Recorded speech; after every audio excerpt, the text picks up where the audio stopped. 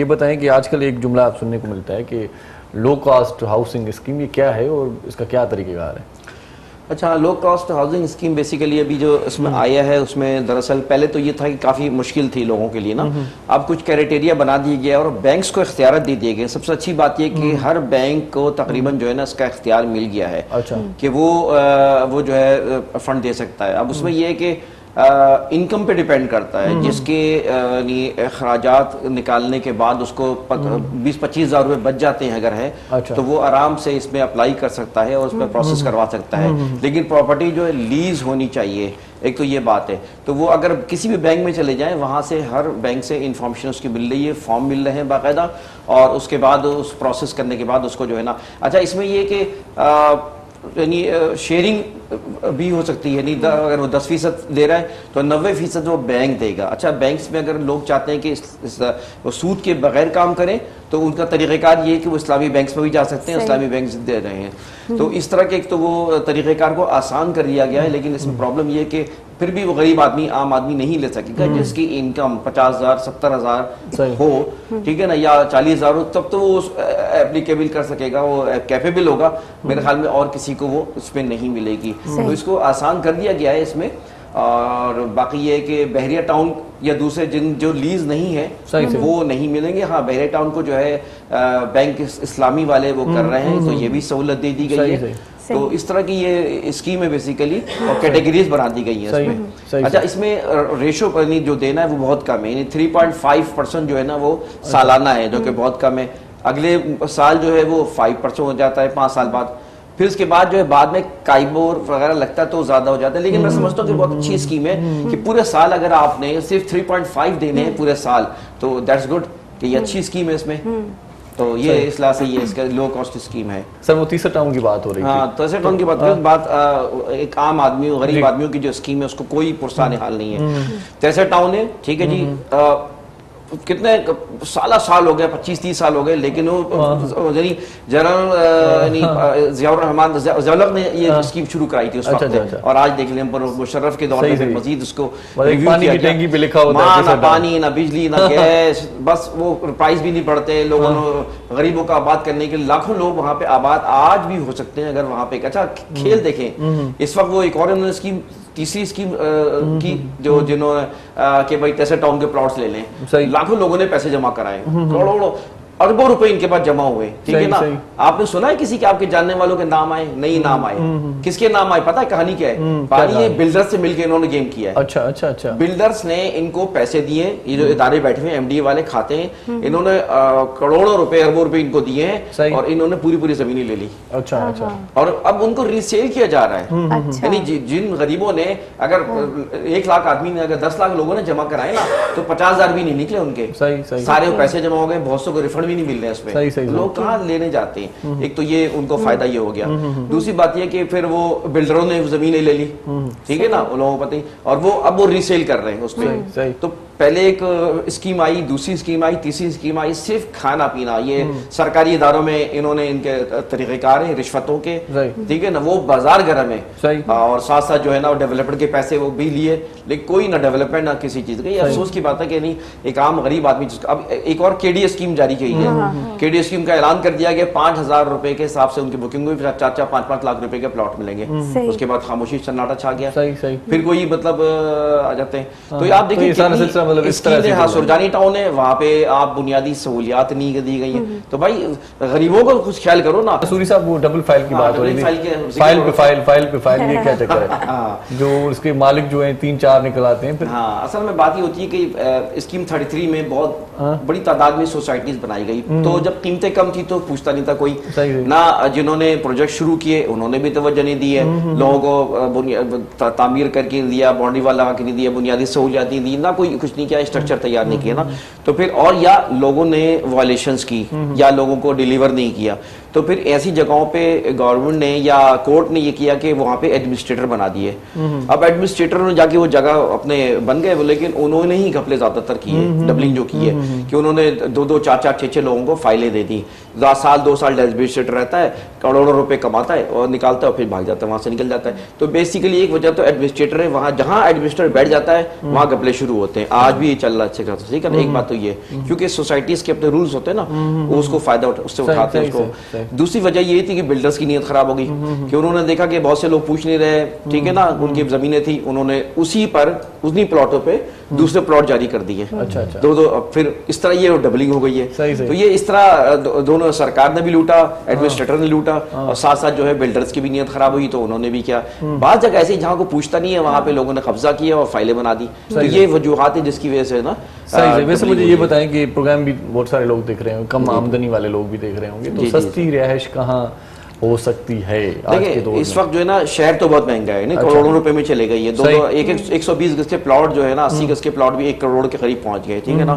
اب لوگ جائیں تو پھر ظاہر ہے کہ وہ نئی چیزیں وہی ہیں کہ جو ہائی وے ہیں وہ علاقے ہیں, گڈاپ کے علاقے ہیں, ملیر کے علاقے ہیں, تو ان جگہوں پہ جائے. اس وقت جو ہے نا اسکیم 45 وہ سستی ہے, اسکیم 33 بھی اب بہت مہنگی ہو گئی. 70-80 لاکھ روپے سے نیچے پلاٹ نہیں ملے گا آپ کو 120 گز کا, جبکہ اسکیم 45 آج بھی 20-20 لاکھ روپے, 17 لاکھ روپے کا, 18 لاکھ کا پلاٹ مل جاتے ہیں اسکیم 45 میں.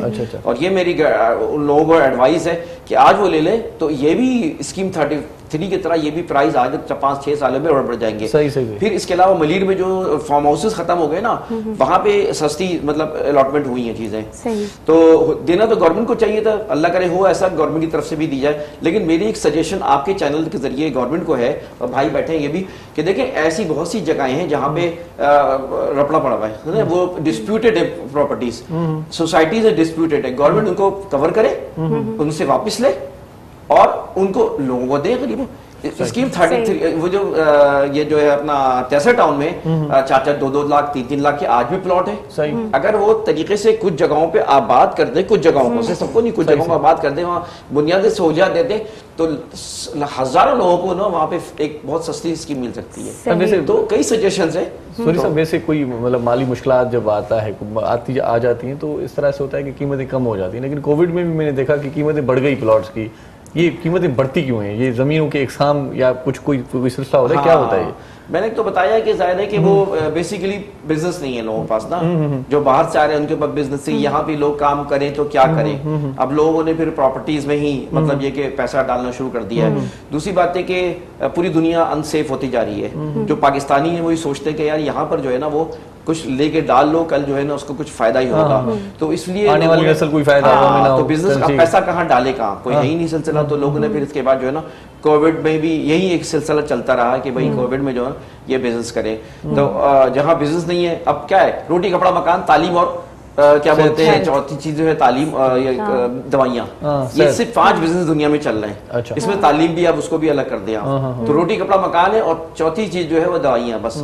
تو روٹی کپڑا مکان بھی ایک پراپرٹی ہے ظاہر ہے. تو لوگ پھر اس لیے اس وقت یہاں سوچتے ہیں کہ یہاں پہ چلو کچھ نہ کچھ کریں. دوسری بات ہے کہ ایکسپینشن اتنا زیادہ نا, آپ جانتی ہیں کہ 2-2.5 کروڑ سے مطلب آبادی کم نہیں ہے اس وقت. اب لوگوں کو ضرورت ہے, یہاں پر لوگ ایکسپینڈ کرنا چاہتے ہیں, نئے اب جگہ ہی نہیں ملتی. یہ مجبوری بھی ہے اس میں. یہ بتائیں کہ بہت ساری جگہوں پہ لکھا ہوتا ہے کہ اقساط پر بھائی یہ فلیٹ آپ کا ہوا یا کچھ اس طرح سے.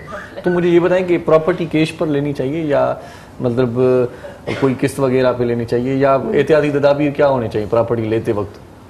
اس میں دیکھیں 2 چیزیں, ایک تو کیش جو ہے, جو کیش اور بادشاہ ہے, یعنی کیش جہاں بھی دنیا میں سستا بھی پڑ جاتا ہے, وہ اس کا فائدہ ہے. اگر آپ کے پاس کیش کی گنجائش ہے تو آپ اپنی مرضی کی پراپرٹی اپنے مرضی کے ریٹس لے سکتے ہیں. اگر ایک مثال کے طور پہ اگر ایک 90 لاکھ روپے کا اگر فلیٹ مل رہا ہے نا, تو قسطوں پہ تو آپ کو 90 لاکھ کا ڈکلیئر کریں گے. میں آپ کو کہتا ہوں کہ آپ کیش لے کے جائیں, کیش کی بات کریں نا, آدھے میں لے دیں گے. وہ صحیح اندر کی بات بتا رہا ہوں, ابھی پیسے مل رہے ہیں, چلو آدھے میں لے دیں گے تو 40% یہ وہ 90 لاکھ کی پراپرٹی وہ 60 لاکھ بھی دے دیں گے. اتنی نہیں کیش کا اتنی اہمیت ہوتی ہے. تو اگر آپ کیش کے اگر کر سکیں تو ڈیل, لیکن آپ کو اگر آپ کے پاس کیش تو کریں, کیش نہیں ہو تو انسٹالمنٹ ضروری ہے, بہتر ہے. انسٹالمنٹ اس لیے بہتر ہے کہ بھائی آپ نے ایک جگہ لی, پراپرٹی لی, اب ایک فلیٹ بک کرایا, آپ نے کیش دے دیا لیکن وہ پھنسا ہوا ہے, معلوم 10-20 سال تک نہیں ملا.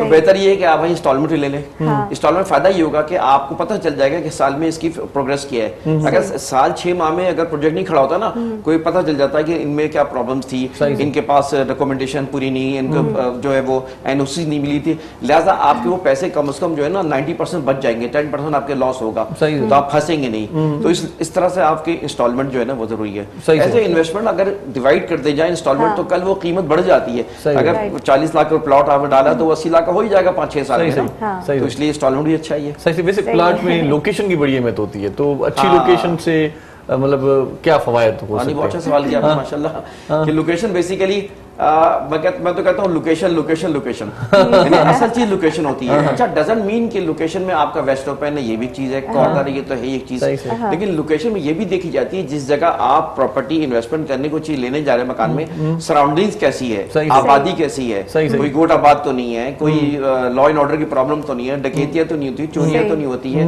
اس طرح کی کوئی چیز نہیں ہوتی ہے. پھر ایسی جگہ آپ نے لے لی, معلوم چلا کہ کل وہ ویلیو نہیں بڑھے گی, اس لیے کہ وہاں پہ سیوریج کا اتنا مسئلہ ہے کہ آپ گٹر کا پانی آتا ہے وہاں پر, کہیں ایسا ہے کہ آپ کے جہاز کی آواز آتی ہے, کہیں آپ کو لوکیشن میں آپ کو تعلیمی ادارے نہیں مل رہے, ہاسپٹلس نہیں مل رہے, فیسلٹیز نہیں مل رہی ہے, تو اس لوکیشن کی ویلیو جو گر جاتی ہے. بجلی کے کھمبے لگے ہوتے ہیں اوپر سے, سامنے PMT لگی ہے, بہت سے مکان ایسے ہوتے ہیں لوگ لیتے ہیں پلاٹ کے سامنے PMT لگی, غور ہی نہیں کیا انہوں نے, تو PMT کی وجہ سے وہ بکتا ہی نہیں, پھر پلاٹ مکان نہیں بکتا. تو اس طرح لوکیشن کی بہت اہمیت ہے. لوکیشن ایسی ہونی چاہیے کل کو اگر کوئی کاروبار کرنا چاہے تو وہ بھی پراپر طریقے سے وہاں پر ہو سکتا ہے. جیسے کمرشل لوکیشن اچھی ہوتی ہے. اچھا کمرشل میں بھی آئی کیچنگ ہونی چاہیے, یہ نہیں کمرشل کی پیچھے والی دکان لے لی آپ نے, آئی کیچنگ میں جہاں لوگ گزرتے ہوئے دیکھ سکیں, تو اس سے یہ ہوتا ہے کہ وہ چیز ہمیشہ جو ہے نا اس کا جو بزنس ڈالے گا وہ چڑھے گا بڑھے گا, جب بزنس چڑھے گا تو دکان کی ویلیو بڑھے گی. صحیح. تو لوکیشن کی بلا شبہ بہت اچھی ہے. چلیں ایک نظر نئی آبادیوں پر بھی ڈال دیں. نئی آبادیاں جیسے ہی مطلب بن جاتی ہیں تو لوگ وہاں پر زیادہ فوکس کرتے ہیں, تو وہ کیا فائل وائل ہوتا ہے ان کا, کیا ہوتا ہے, کس طرح سے یہ نئی آبادیاں آ جاتی ہیں؟ میں دیکھتا ہوں مطلب ہر دن کوئی نہ کوئی نیا گوٹھ بن جاتا ہے. ہاں بات یہ ہے کہ ایک تو گوٹ آباد اسکیمز کے تحت بھی ہوتا ہے, لیکن یہ کہ اس میں مثلا میں پرابلمز بہت آتی ہیں. گوٹ آباد اگر جو گوٹ آباد کلیئر ہوں, جہاں ڈبلنگ نہ ہو, جہاں کنٹرول اچھا ہو اور آفیشیل گوٹ ہو تو بہت اچھی بات ہے.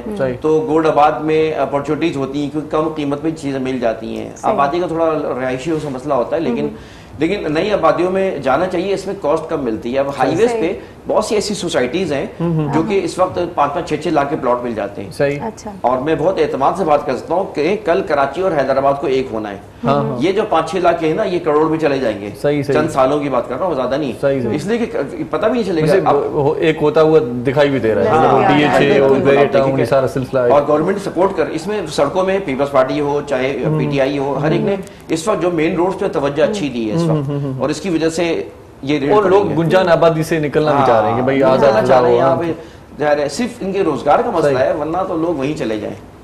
یہ چیز ہے بالکل. چلیں جی, بہت شکریہ سوری صاحب, آپ ہمارے پروگرام تشریف لائے. نیازی صاحب آپ کا بھی بہت شکریہ, آپ نے ٹائم نکالا, اور ڈاکٹر عثمان آپ کا بھی بہت شکریہ. تھینک یو سو مچ. ورم سائیں تاں جی بڑی مہربانی.